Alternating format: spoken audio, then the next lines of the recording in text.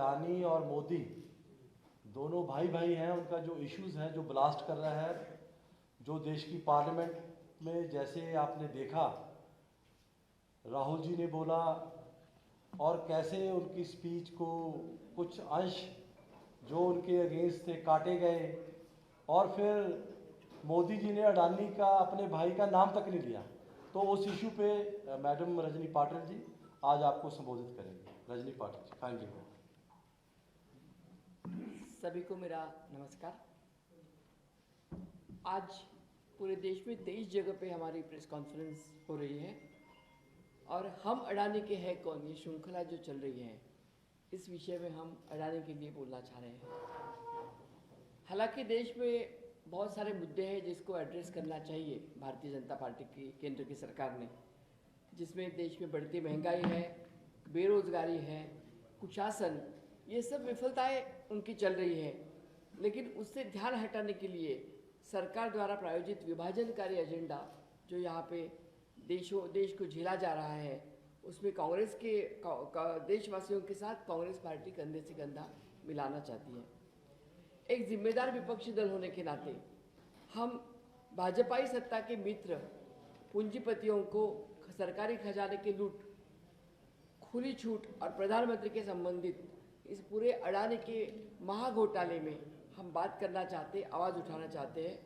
और इसलिए आपको मालूम है कि ऑल इंडिया कांग्रेस कमेटी की जो मीडिया डिपार्टमेंट है, उन्होंने 23 शहरों में हमारे 23 कांग्रेस के कार्यकर्ता जाएंगे और सब अलग अलग प्रेस कॉन्फ्रेंस एक ही दिन में एक ही टाइम पे हो रही है।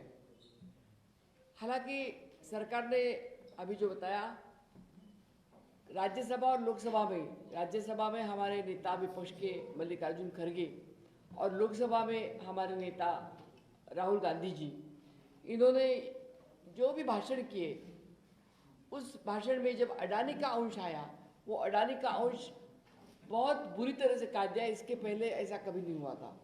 एक्सपंज करने के लिए कुछ नियम और कायदे कानून होते हैं। जब भी कोई स्पीच एक्सपंज किया जाता है तो उसमें कानून के मुताबिक किया जाता है, लेकिन किसी का नाम अच्छा नहीं लगे, किसी का नाम हमें नहीं लेना चाहिए, किसी के लिए टीका नहीं करनी चाहिए, क्रिटिसिज्म नहीं करना चाहिए, इसलिए एक्सपंज करने वाला पहला ही नमूना ये लोकसभा ने और राज्यसभा ने इस बार देखा। आज एक ऐसा उद्योग समूह कि जो शंके के घेरे में है, जो विदेशी शेल कंपनियों के संबंध के उनका आरोप है, भारत की संपत्तियों को एकाधिपत्य स्थापित करने के लिए वो जा रहे हैं। आप सबको मालूम है कि कुछ साल पहले जो 609th रो में थे, वो दूसरे स्थान में पूरे विश्व के संपत्ति के बारे में पहुंचे हैं। इसका कारण तो उनको देना होगा। हम उनके 2 नंबर पे आने के लिए हम उसको दोष नहीं देते, लेकिन किस तरह से आए, किन्होंने उनको मदद की, अगर वो मदद कानून के खिलाफ होगी तो उसके लिए ज़रूर एक विरोधी पार्टी के नाते हम उसके लिए आवाज़ उठाएंगे। हम जानना चाहते हैं और हम मांग करते हैं आपके यहाँ, जो हमने अभी अभी हुए संसद के अधिवेशन में भी की थी, राज्यसभा में भी की थी और लोकसभा में की थी, कि इसके लिए एक जेपीसी जॉइंट पार्लियामेंट्री कमेटी बननी चाहिए। जॉइंट पार्लियामेंट्री कमेटी क्यों? क्योंकि जॉइंट पार्लियामेंट्री कमेटी में आपके ही चुने हुए सांसद ज़्यादा से ज़्यादा है, वो निष्पक्ष जांच करेंगे, वो उसके पूरे इंटरनल इश्यूज पे जाएंगे और सही मामले में अडानी का क्या इशू है वो खोज निकालेंगे। आपको मालूम है कि मोदी जी ने जब सत्ता में 2014 में जो आए थे, तो उन्होंने बोला था कि हम अच्छे दिन लाएंगे और 15 लाख रुपए का वायदा भी हमसे किया था। अब ये चीज़ें सुन को आपको भी परेशानी होगी कि इतनी बार हम ये बोले हैं कि हमें भी बोलने के लिए अच्छा नहीं लगता, लेकिन उसके बिल्कुल विपरीत उन्होंने कर दिया है। और आज हमें ऐसे कहने का दिन आ गया कि अच्छे दिन तो जाने दो, लेकिन कोई लौटा दे मेरे बीते हुए दिन, ये बोलने का हमें समय आ गया है। 14 साल में केंद्रीय बैंक के पिछले वार्षिक डेटा अगर आपने देखा तो 2021 में स्विस बैंक में जमा भारतीय व्यक्तियों और कंपनियों का पैसा 14 वर्षों में उच्चतम स्तर, सबसे ज़्यादा काला पैसा वहाँ पे चला गया है। 3.83 billion dollar Swiss Franks, 30,500 crore रुपए से भी अधिक पैसे वहाँ पे हमारे जमा हुए हैं। तो ये जो काला धन वापसी का उन्होंने बोला था, जब ये नोटबंदी का जब फैसला लिया था तो उन्होंने बोला था, उसका कारण दिया था कि हम नोटबंदी कर रहे हैं, इसका कारण है हमें काला धन लाना है वापस वो निकालना है, लेकिन काला धन वापस तो नहीं आया, उल्टा ज़्यादा जमा होने लगा। प्रधानमंत्री के भ्रष्टाचार के लिए जो लड़ने की निष्ठा और नियत की बातें की है, लेकिन उनकी नियत में और नीति में हमें शंका आती है। उनके करीबी मित्र अडानी स्पष्ट तौर से अवैध कार्यों में लिप्त होते जा रहे हैं और आमतौर पे माफिया, आतंकी और शत्रु देश रहते हैं। वर्षों से प्रधानमंत्री मोदी जी ने ईडी, सीबीआई, डीआरआई, खुफिया राजस्व निदेशालय जैसी एजेंसी का दुरुपयोग करके राजनीतिक या सैद्धांतिक प्रतिद्वंदियों को डराने धमकाने का काम किया है।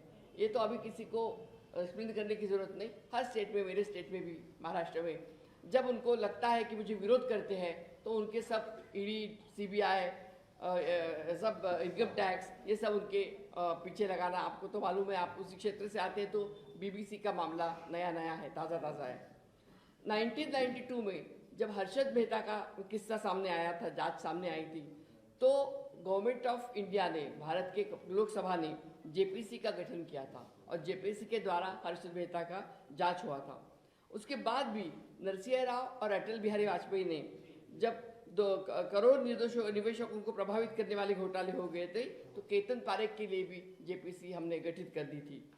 ये जब धोखाधड़ी हो रही है अडानी की, तो सेबी क्या कर रही है, ये हमारा सबसे बड़ा सवाल है। अडानी समूह के खिलाफ स्टॉक में हेरफेर करने का आरोप लगा और ये सब सार्वजनिक होने के बाद आपको आश्चर्य होगा कि 24 जनवरी से 15 जनवरी तक 2023 तक अडानी समूह के शेयर के मूल्य में 10,50,000 करोड़ की गिरावट आई। इतनी बड़ी गिरावट उनकी 19 जुलाई में 2021 को वित्त मंत्रालय ने, संसद ने भी स्वीकार भी किया है। अडानी ने सेबी के पूरे नियमों का उल्लंघन किया, तो भी अडानी समूह के शेयरों की कीमत उछाल ही रही है। एलआईसी द्वारा सबसे बड़ी इंपॉर्टेंट बात, जो हमारे जैसे मध्यम वर्गीय और निम्न स्तर के गरीब लोगों में हर एक की कोई ना कोई पूंजी वो जब कमाता है तो अपने एलआईसी में बचाता है, अपने बच्चों की लाइफ के लिए, क्योंकि हम हमेशा बोलते हैं कि ज़िंदगी के साथ भी, ज़िंदगी के बाद भी, लेकिन ये उन्होंने किस तरह से खिलवाड़ की है वो आपको मैं बताना चाहती हूँ। एलआईसी द्वारा खरीदे गए अडानी समूह के शेयर के मूल्य 30 दिसंबर 2022 को 83,000 करोड़ रुपए था। 15 फरवरी 2023 में वो 83,000 से घटकर 39,000 करोड़ रुपीस हो गए। इसका मतलब 44,000 करोड़ की लागत जो की थी एलआईसी ने अडानी उद्योग समूह में, वो कम हो गई। और अभी हमारे लोग परेशान है कि हमारे जो पैसे हमने इतने सालों से वहाँ पे लागत किए हैं, रखे हैं, हमारे बच्चों का भवितव्य क्या हुआ, ये सबसे बड़ा सवाल हमें लगता है। 2001 में केतन पारेख के घोटाले में भी सेबी ने पता लगा था और शेयर बाजार में हेरफेर करने के अडानी समूह प्रमोटर ने उनका भी साथ दिया था, ये सामने आया है। जांच करने की बजाय प्रधानमंत्री मोदी इस साल मित्रकाल में बजट का अडानी समूह का और अवसर प्रदान किए हैं, वो मैं आपको बताना चाहती हूँ।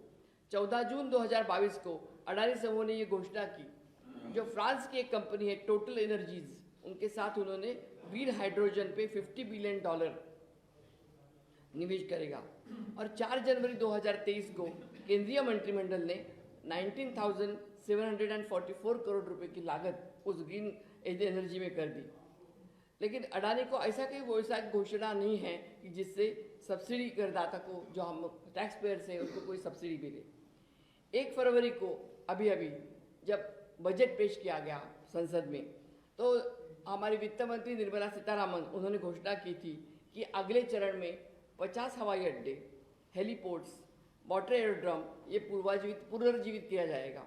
इनमें से कितने अडानी को लाभ पहुंचाएंगे, ये भी हमारा बहुत बड़ा सवाल है, क्योंकि इसके पहले भी अगर आपने देखा होगा तो हवाई अड्डे अडानी समूह के साथ गए हैं, जिनको पुराना कोई भी अनुभव नहीं था।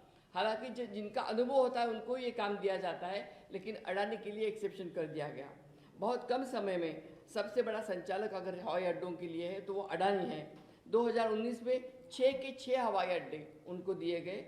2021 में ये समूह संदेहास्पद परिस्थितियों में भी भारत में दूसरे सबसे व्यस्त हवाई अड्डा, जैसे कि हमारे मुंबई का छत्रपति शिवाजी महाराज अंतर्राष्ट्रीय हवाई अड्डा, उन्होंने अडानी को सुपुर्द कर दिया गया। बंदरगाह में भी वही स्थिति है। आज बंदरगाह के लिए लास्ट टाइम मुझे याद है, मैं यहाँ आई थी आपके साथ प्रेस कॉन्फ्रेंस करने के लिए, कि जो ड्रग्स का वहाँ से अडानी पोर्ट ट्रस्ट से जो ड्रग गुजरात से गया था, मुंद्रा से, उसके लिए मुझे यहाँ पे प्रेस कॉन्फ्रेंस लेने के लिए भेजा गया था। और उन्हीं बंदरगाहों का अगर बोला जाए तो समूह 13 बंदरगाह आज अडानी उद्योग समूह के पास है और टर्मिनल्स को वो नियंत्रित करते हैं। आज बंदरगाह की क्षमता 30% और कुल कंटेनर की आवाजाही 40% है।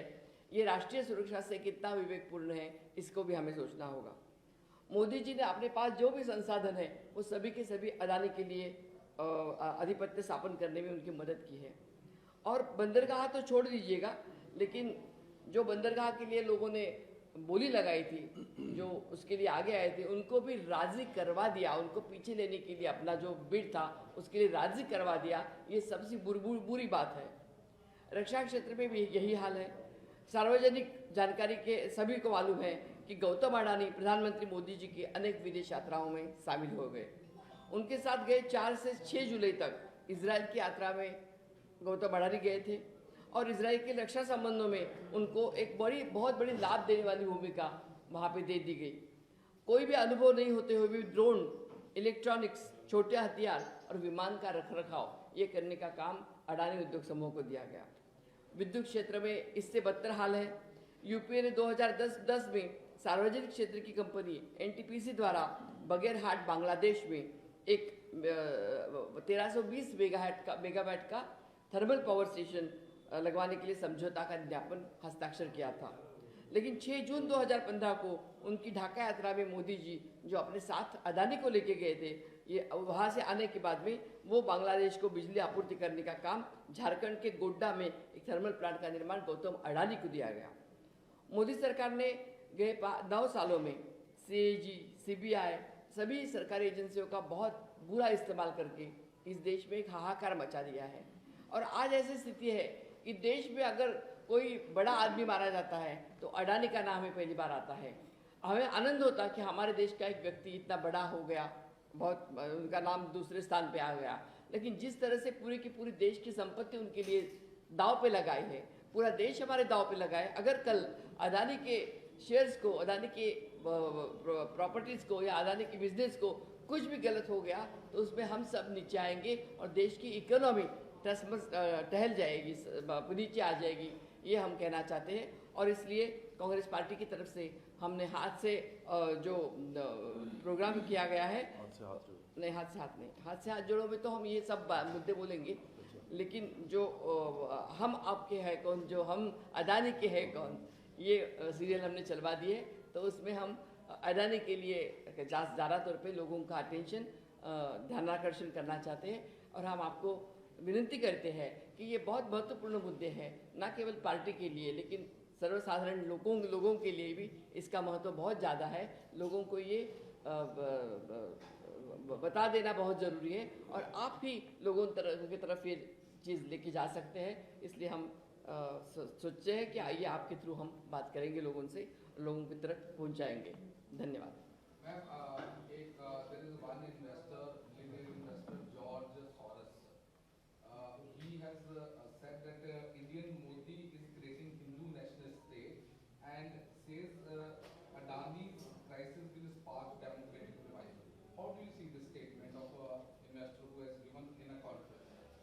The way which our Modi government is going and their MPs and their ministers are giving the statements about pro-Hindu, I am not against Hindu. I am a core Hindu person. But we should not divide between Hindu, Muslim or any Sikh, any person. So in India, whatever the vision of Nehru ji, Indira ji and Rajiv ji was there, we should go ahead with that only. Otherwise, we will not survive in this world. Do you think BJP is trying to create this propaganda for the Hindu nations? It is, yes, because of course they want to create the rift between Hindus and other, because that is their gimmick, election gimmick. Till they don't, because now the main issue is other issues, which issues they are not failing to answer. So they want to divert the issue with the Hinduism. And this Adani crisis will revive this democratic way. Do you agree with this statement of like I said, like Ketan Parikh and Harshad Mehta, we, the government of India formed a committee, JPC. So we are asking for JPC only. Every day we are asking in the parliament to form a JPC. And if JPC, I don't know what is the problem to form a JPC, because JPC, they have the most number of the MPs in Rajya Sabha also and Lok Sabha also.